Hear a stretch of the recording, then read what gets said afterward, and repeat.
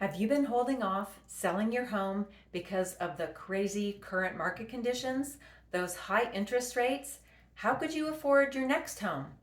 In this video, I'm going to give you the top 3 things that you can do to your home right now with not a lot of cost that are going to increase the value of your home while you wait for the market to get out of this crazy time that we're in. I don't know if it will or not, but if you are waiting to sell your home and you think maybe in a few years might be a better timing for you, then you need to watch this video. I'm going to give you the top 3 projects with the highest return on investment that you can do to your home right now. Hi, my name is Nora Spangler and I'm a realtor here in Bend, Oregon. I'm with Stellar Realty Northwest, and I just enjoy educating folks on buying and selling and how to best navigate this crazy real estate market that we are in right now.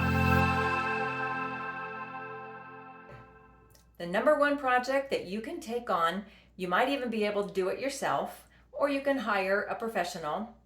That is painting. Painting inside or outside. Today I'm going to talk mostly about exterior painting, but you can certainly apply this to indoor painting as well. Depending on the size of your home, and if you hire someone, you're going to pay more for the project, but your return on investment is going to be anywhere from 50%, possibly all the way up to 100% if you're smart about how you paint your home. I have 2 more topics coming: maintenance and curb appeal. And actually, painting applies to all of those. Sometimes you need to paint in order to maintain the condition of your home and the wood or the exterior siding. That is very true of my personal home. Needs some love right now. The trim is showing some peeling and some, exposure to the elements. It wears over time. And so we're going to be doing some painting ourselves, just touch up of the trim in the next month or so.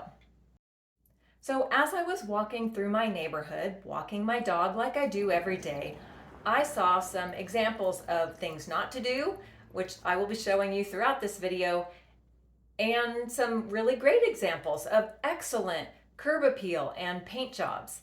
The first example just blew me away. I mean, this was a normal looking house a couple of days ago, and here's what it looks like now. Yeah. I don't know what he was thinking, but this is really not the best way to paint your home. You may love bright blue and bright yellow.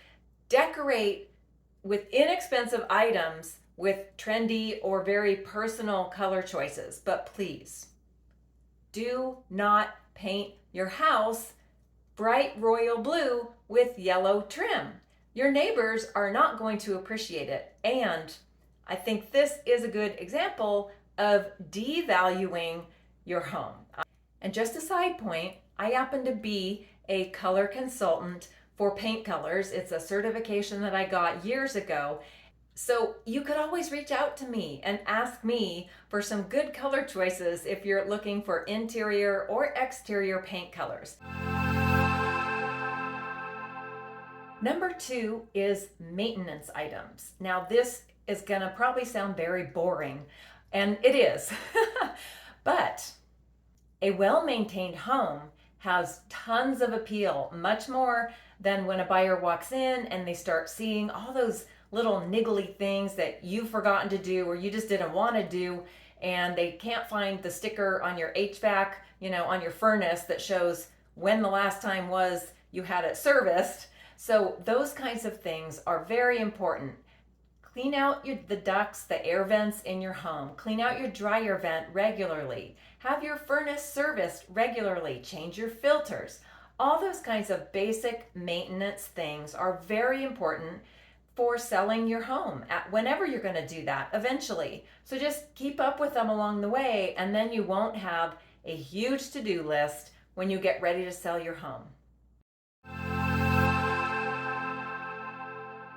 The third topic is curb appeal. This one is fun and exciting because when you spend money here, and you don't have to spend a lot, But when you do spend the money, you see it and you get to enjoy it from now until whenever you decide it's time to sell your home.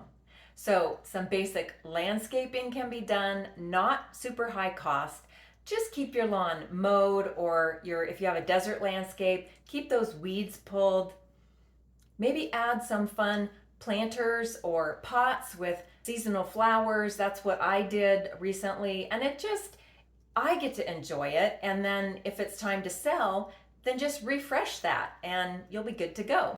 So why is curb appeal so important and one of the top things you can do for return on investment? Well, do you realize that when anyone comes to your home, or even online, most people view homes online, you have about 8 to 10 seconds to capture their interest before they just pass your home by and move on to the next one.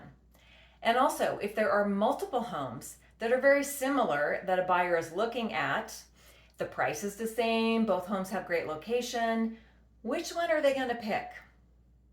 They're going to pick the one that looks amazing when they drive up to it from the outside, that just has that extra cuteness, that extra appeal of home and comfort.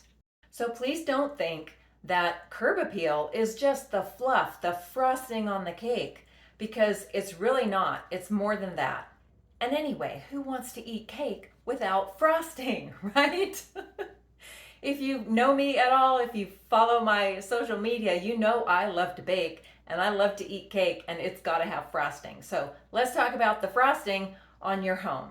The number one thing you can do for the top return on investment for curb appeal is put a new garage door on.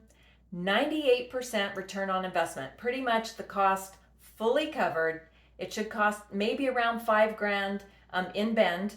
If you want to put a new garage door, not a fancy one, you could go fancy and pay more.